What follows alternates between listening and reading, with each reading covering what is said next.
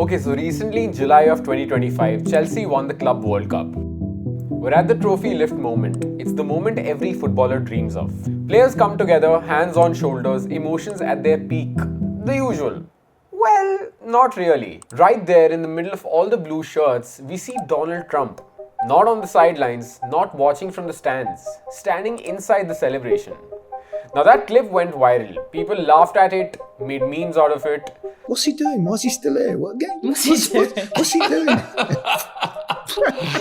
President of the United States. But every football fan knew that this was strange. I didn't know it was going to be on the stand when we left the trophy, so I was a bit confused, yeah. Because this doesn't happen in football. Team celebrations are sacred space. That moment belongs to the players. It always has. But the reason I find this curious is because it's not just the one time. Today, 6 months after the Chelsea win and just months away from the biggest World Cup ever, a pattern is starting to emerge. Now, less than a month ago, FIFA mysteriously created a peace prize with the idea of rewarding extraordinary work in world peace. The winner? Yes, of course. Well, thank you very much. This is truly one of the great honors of my life. Now, this award has nothing to do with football, and I don't ridicule it. Now, if FIFA wants to take such stands, great. But what's strange is the timing. It comes months after Trump fails to win the Nobel Peace Prize. So is it truly a humanitarian gesture? Or is FIFA, a football-first organization, gently starting to take political sides? And what does this mean when we are just months away from the biggest World Cup ever? So let's look just a little to the side of the same Club World Cup moment. Because standing right there is Gianni Infantino. Infantino is the president of FIFA, arguably one of the most powerful figures in world football today. He became the FIFA president in 2016 at a time when FIFA was at its absolute lowest. Corruption charges, arrests, raids, the organization was completely broken. Now Infantino came in as a reformer. The clean face, the guy who was supposed to stabilize football's most powerful institution and restore some credibility to it. And to be fair, he did exactly that. FIFA survived. The World Cup machine kept running. Commercially, football got stronger.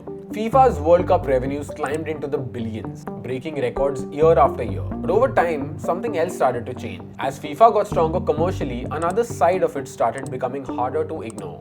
Now, we saw massive evidence of this in the 2022 World Cup in Qatar. While it was a spectacle across the globe, there were serious controversies around the treatment of migrant workers. Later, an investigation revealed that in the years leading up to the event, more than 6,500 migrant workers from South Asia died in Qatar. Add to that the moments like the FIFA Peace Prize, and slowly FIFA begins to look less like a neutral football body and more like an organization addicted to its autocratic alliances. The world of journalism has a word for this. Sportswashing. Sportswashing. Sportswashing. It's when a powerful set of people use high-profile sports events to appear respectable and modern, to distract people from an underbelly of countless human rights violations. Hitler did it back in 1936 by hosting the Olympics.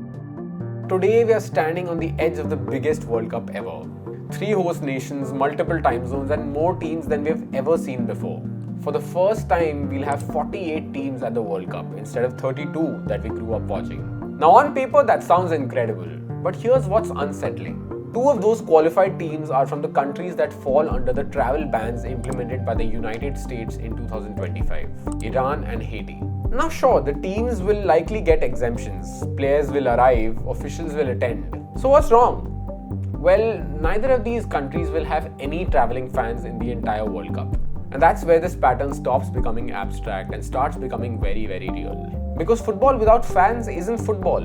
And this matters especially for a country like Haiti. This is their first World Cup qualification since 1974. It's a massive moment in the history, and yet no visa. Now this happening under FIFA's radar is an unsettling truth. But what makes it even harder to digest is that Infantino himself once said very clearly that if supporters and officials can't access the host country, then there's no World Cup. Those were his words. And fast forward to today, the leader responsible for these restrictions isn't just receiving a FIFA Peace Prize. He is being lauded by the same FIFA president as someone who brings people together in a spirit of peace. And that contradiction sits right at the heart of the World Cup. Now, even if you put the visa issue aside, which no one can, there are other problems that stand out. And one of them has already caused massive backlash.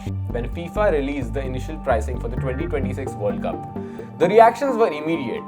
Group stage tickets running into hundreds of dollars, knockout games going into 4 figures. And this wasn't just the international fans complaining. Even fans in the US were feeling the pain. They're outrageously expensive. This guy would love to go, but unfortunately, us working class can't afford it. Now, a competition that started with the humblest of origins is now slowly starting to feel inaccessible to a large part of the footballing world. Now, there's no doubt that the World Cup will be a big spectacle. Bigger crowds, bigger numbers, bigger money. But if this political lobbying keeps growing, there's a real risk of who gets left behind. Human rights beginning to get overshadowed by sponsorships and broadcast figures. Fans get separated from their teams, not because of football, but because of borders, prices, and politics. And that should worry us, because the history of football doesn't live in the Senate or the White House. It lives in the streets. And if FIFA forgets that, then no matter how big the World Cup gets, it risks losing the very thing that made it matter in the first place, the fans. Well, that's it for this one. If you made it this far, thank you for watching and a very happy new year. This year is seeming like one of the busiest, most exciting year in sports. So stay tuned, there's a lot coming. And if you enjoyed this, hit the subscribe button and let me know in the comments what you'd like to see next. I'll see you next time.